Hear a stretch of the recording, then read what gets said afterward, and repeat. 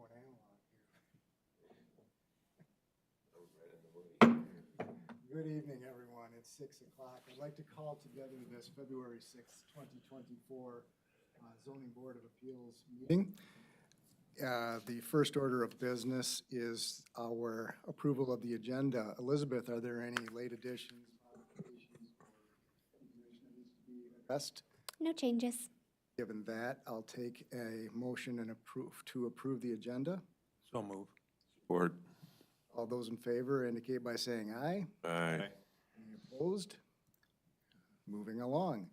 Second order of business on our agenda is the election of officers for calendar year 2024.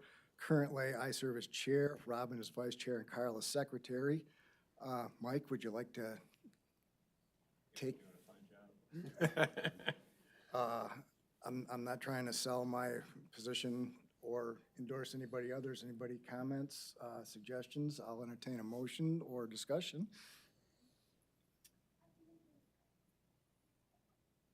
I'll move to support the election of officers as standing. Support. We have a motion, we have support. For clarification, that was Chair McKean, Vice Chair Robin, and Carl as the secretary. All those in favor indicate by saying aye. Aye. Aye. All those opposed, same sign. Motion carries. Third order of business, we have the consent agenda, which includes the minutes from the 19 September 2023 ZBA meeting and the 2024 ZBA meeting dates. For clarification, those are the third Tuesday of the month in which a agenda item appears for us to address. Is that correct, Elizabeth? Yes, yep. Second Tuesday. Is it second Tuesday or third Tuesday? Normally it's the third. Yeah. Okay.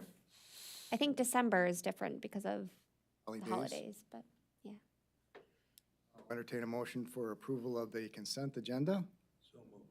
Moved by Support. Robin, support by, was that Mike? All those in favor indicate by saying aye. Aye. None opposed. We are up to public comments. Now, this is the period where anything that's not on the agenda, we request the public to speak to so that you don't have to endure a long, arduous discussion of meeting topics. So you can speak your piece to things that we should need to know about at this time.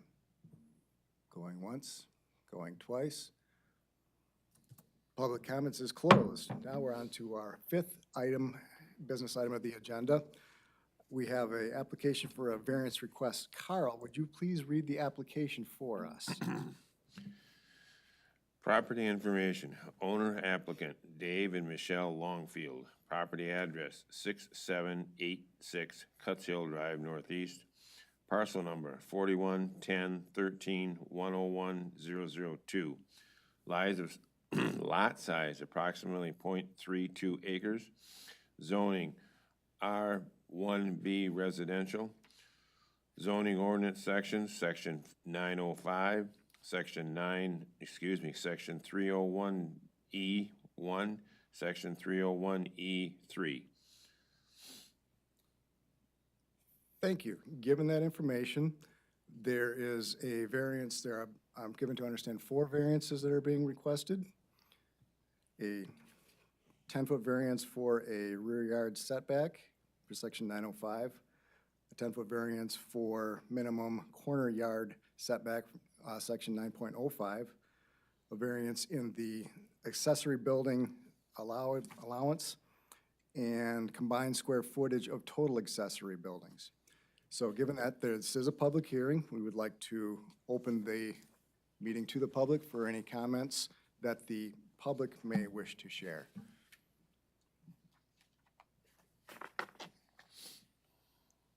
Given that there are none, we will jump over to the staff comments. Elizabeth, would you care to enlighten us as to staff's review comments? Sure. So like you said, Kerwin, there's multiple variances being requested tonight for the applicants to demolish their existing attached garage and rebuild a larger garage. They would need variances from the corner front lot line, the rear lot line, as well as the size permitted for one single attached garage, and also the combined amount of accessory structure square footage on the whole property. So we limit both of those based on the size of the home and then based on the size of the lot. So in the staff report, we do go over kind of which of these variances we think, based on the conditions of the property, are warranted or we can find support for. So based on the age of the home, it was built in the 1960s. At that time, setbacks were taken from the street edge, whereas today they're taken from the property line, to allow for all of that right-of-way in the county right-of-way for, sidewalks, utilities, that sort of thing. That's standard planning today, not so much in the 60s. So at that time, the garage was in compliance with the 25 feet required from the corner front side yard. And based on the current position of the home, staff can find support for that variance from the corner front lot line. Based on, the existing layout, we think the 25 feet they might be able to meet, but it would just, in staff's opinion, it would be overly burdensome for them to do so. So we can find support for that variance request, but for the rest of them, staff finds that they can meet the standards of today's zoning ordinance, and they should do so. So those are staff comments. Based on how the discussion goes with you folks, we have drafted a motion for support of the one variance and denial of the rest. If you would like to do something else, if your findings are different,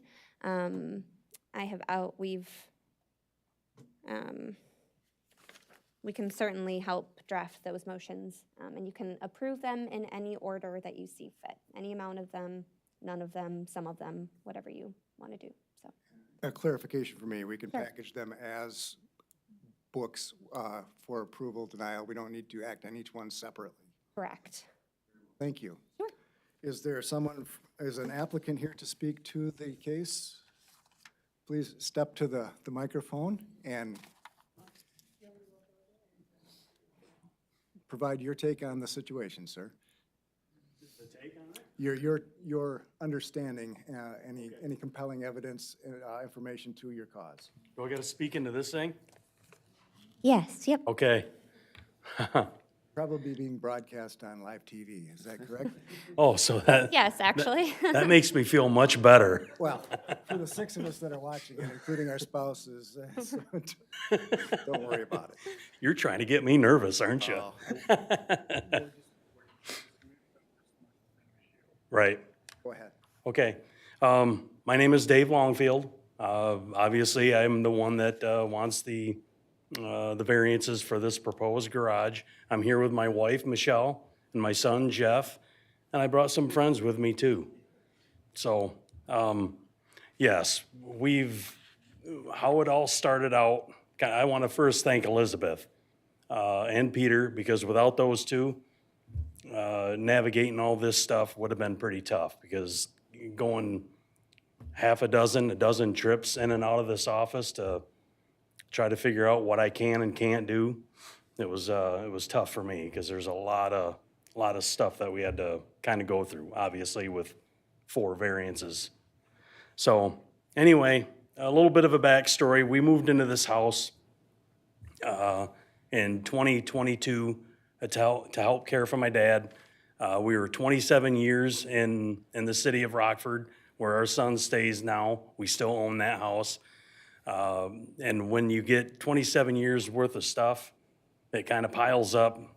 And when we moved into this house at Cuts Hill Drive, we found that we just need more space.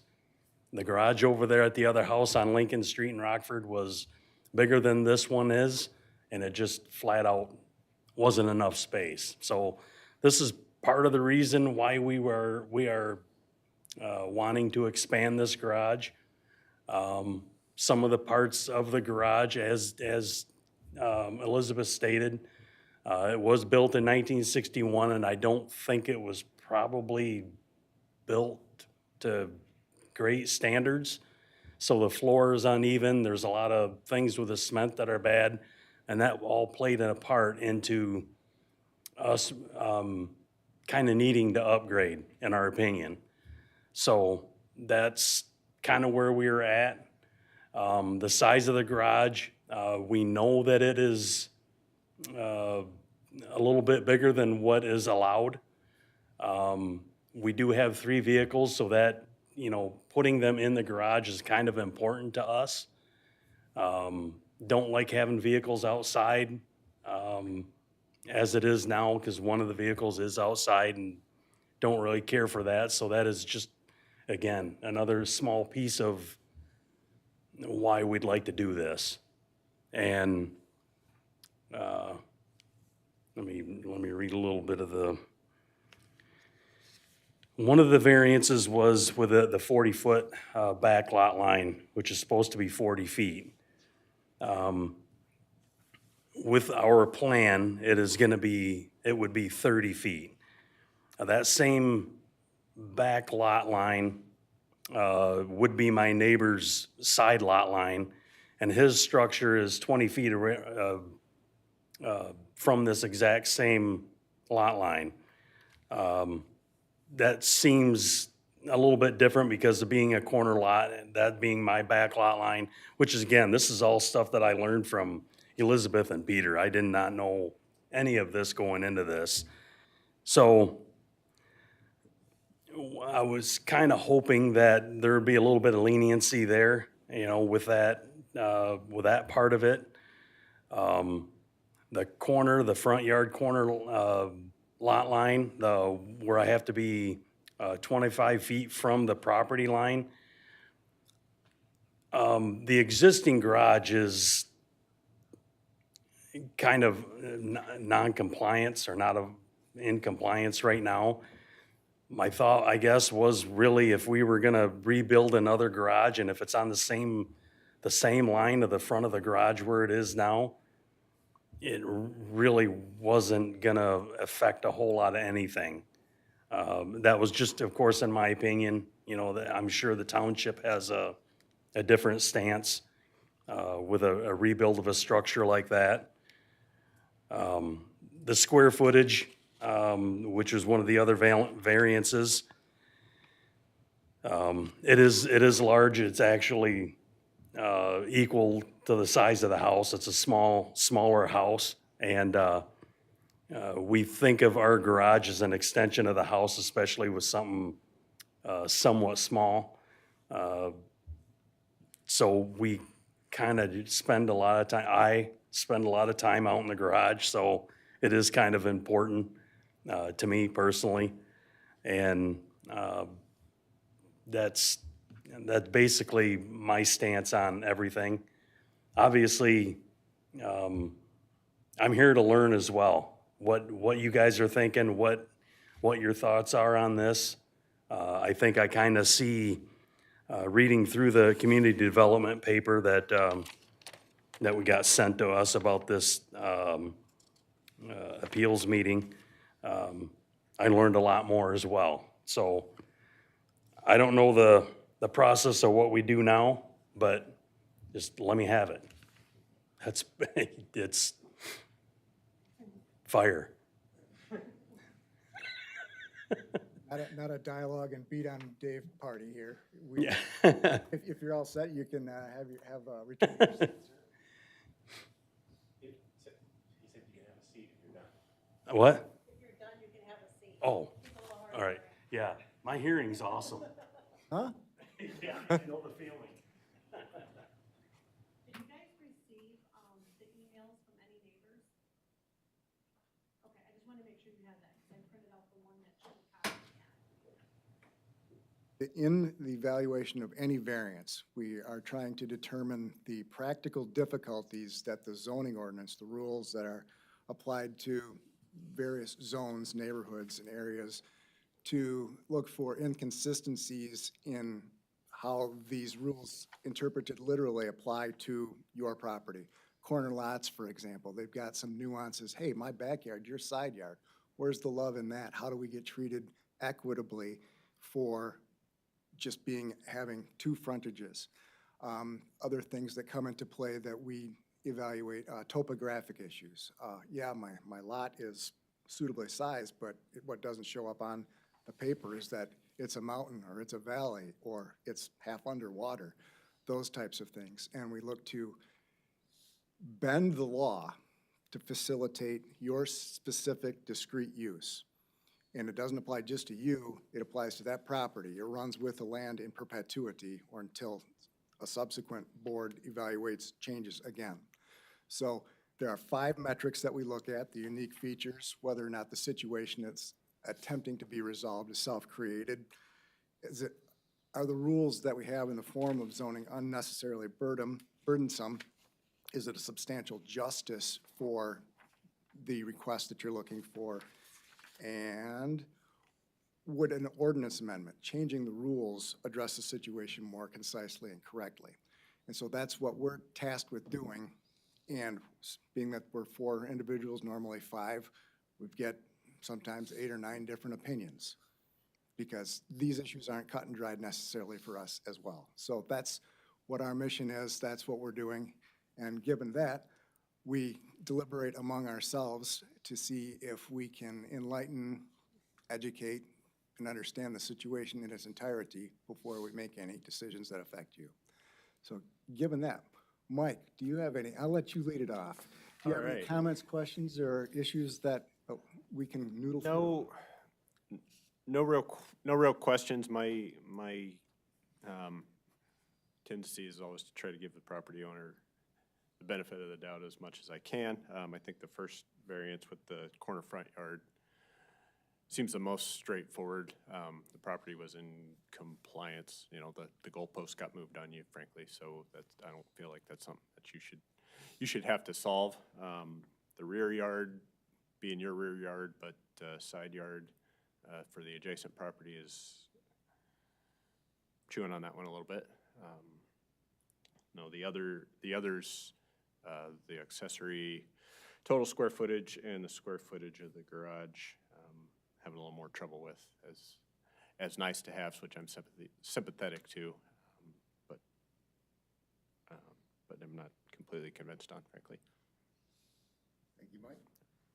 Robin, to the other end of the table, might you share your thoughts, sir? Sure, thank you. The allowable square footage for a garage is 864 square feet, is that correct? Yes, yep. And that 864 square feet, is that typical for what a 3-car garage would be? That's probably an average 3-stall garage. You can get them smaller. A 20 by 30 could be technically a 3-stall. And anywhere up to, I mean, people have enormous garages these days, so, yeah. Thank you. The height of the existing garage is, the ceiling is 8 feet-ish? Yes. Okay. And we don't have elevations on the drawings that were given to us. What is the proposed height from the slab to the ceiling, bottom of the It ceiling? would be 9 feet. And what that's Okay. going to do is, there's 2 different, this will bring the roof line, meaning the eave line, in line with the actual house structure. So that's, right now, it is currently roughly 18 inches lower than the edge of the roof. Mhm. This would bring it roughly in line or Okay. just slightly below the original structure of the house. Okay. And the proposed roof line would be equivalent to the top of the ridge of your existing house? The ridge would be slightly lower because of the angles of the roof line being Okay. A little bit different. All right. I guess my request of a builder or the builder is to make sure that it is slightly lower than the house roof line. Okay. That's just for aesthetics, in my point of view. Mm-hmm. Mm-hmm.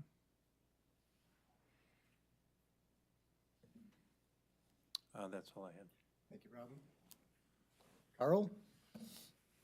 I'm in agreement with Mike. I think the original, I think they call it the side yard,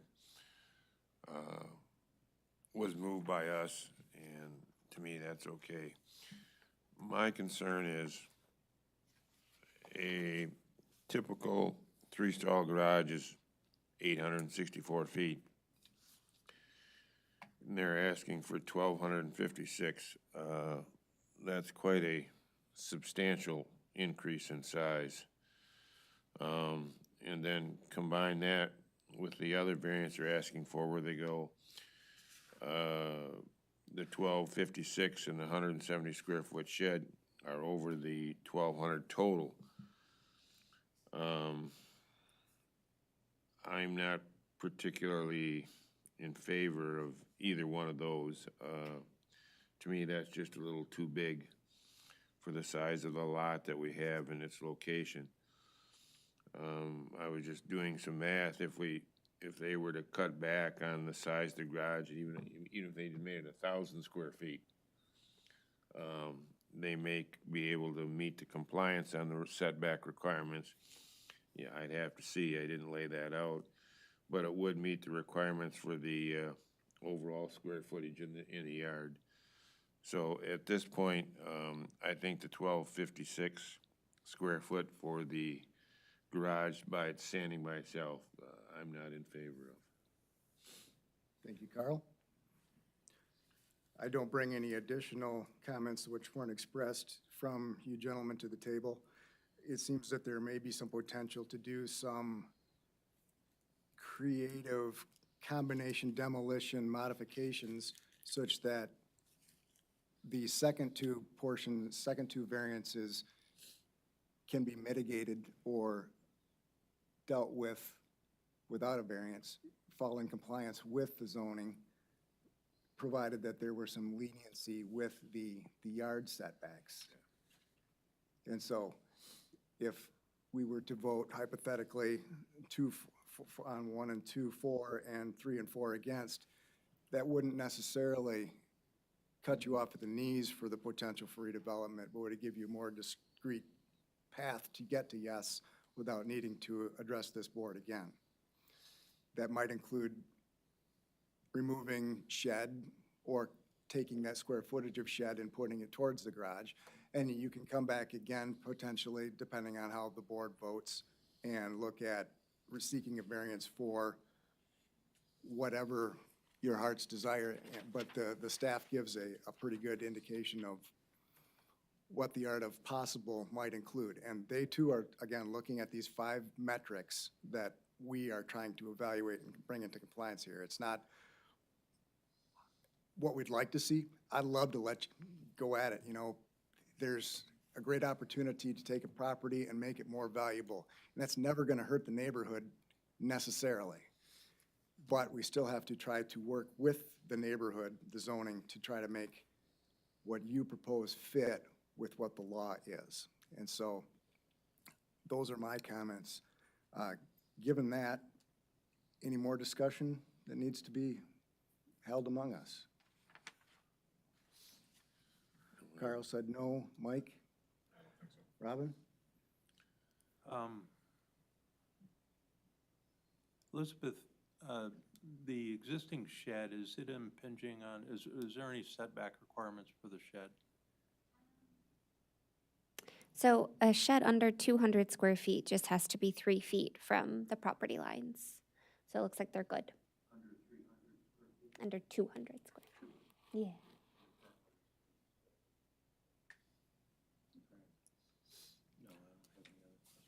Given that, I'll entertain, I'm sorry? Go ahead. Elizabeth? Sure. The way you have the agenda written, the first one is move to approve the corner front yard variance request. That's the 10-foot that has changed because of zoning, okay? Yes, correct. Yep. So we could approve that, and that just takes care of that variance. And then below that is a denial of the request, and then on the following page, where there is not on here a request for approval for all the variances, correct? No, nope, we just drafted a motion to approve the corner front yard and drafted denial for the rest. If you want to move those around, feel free to, motion to approve the corner and rear yard. And we can kind of go from there, whatever you guys want to do. It's a very litigious society. I understand the question, sir. Yeah, I'm wondering if there's a way that we can move to satisfy the size requirement and then allow for an increase in size for the shed at some point, if that's necessary, but, My concern with that, Robin, is where it gets located. mhm. We could say 1,000 feet, they could move it here, and still need a variance. And it's not our preview to To do the math. do the math. Yeah. We're not doing the design. to do the math, to do the We're Not doing the location. design, right.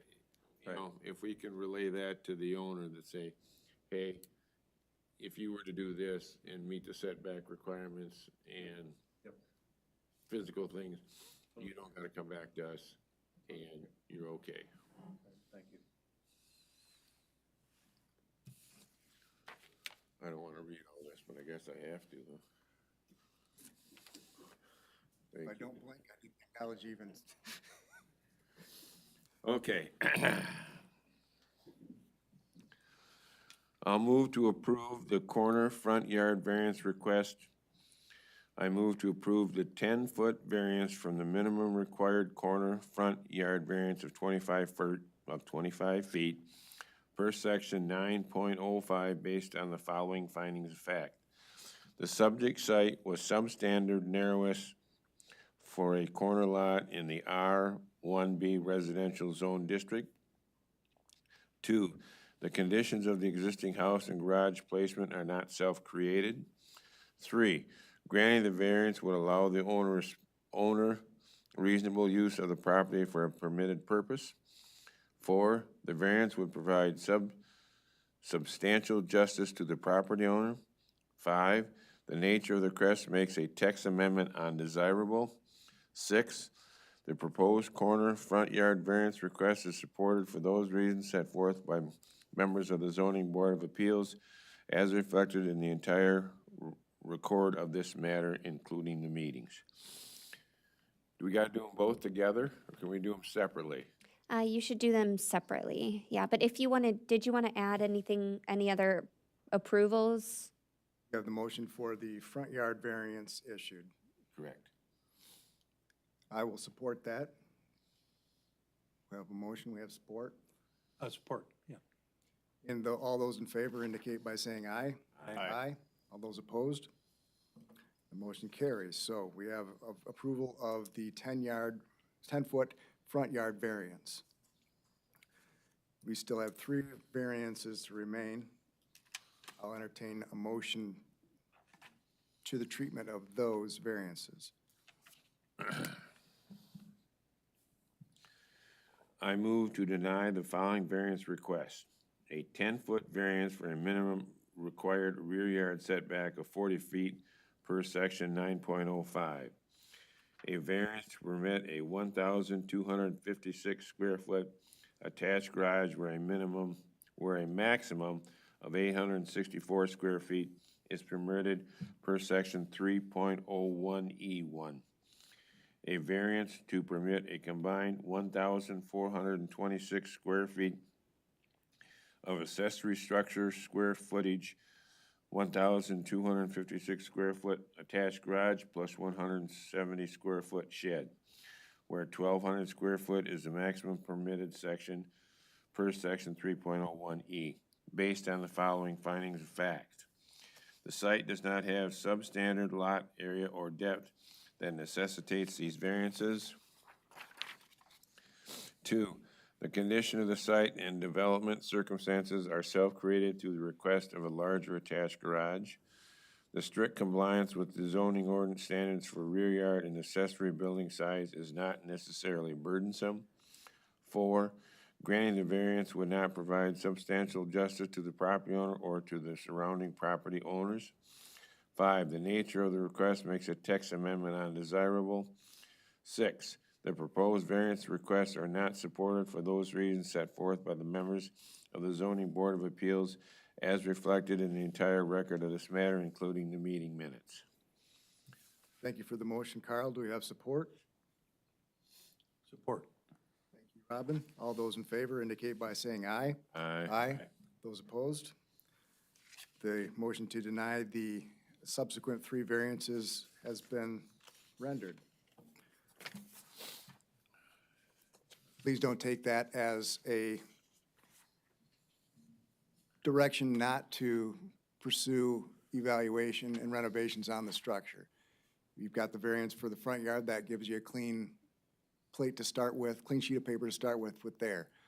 Go for, work with planning staff, and just the quick math I did on the back of the envelope, you can get a 860 square foot garage structure without a variance on this property, added with a 170 foot accessory building, and you're clean. You hit the yard requirement, you don't ever need to talk to this board again. If you have to have something that works, we're gonna go through the same process and try to find how substantial justice needs to be afforded you with these practical difficulties, these same 5 metrics. So that's our counsel for you. Okay. Thank you. All right, thank you, I appreciate it. It was, good to meet all of you, and, thanks for giving me a platform to express what we want to try to do. That's what we're here for. Moving on to item 7, the 6th item on our agenda, staff comments. Elizabeth. I have no comments. Nice to see you all. Comments for me? Nothing. No comments for me. I've spoken too much. With that, we will adjourn at 6:33.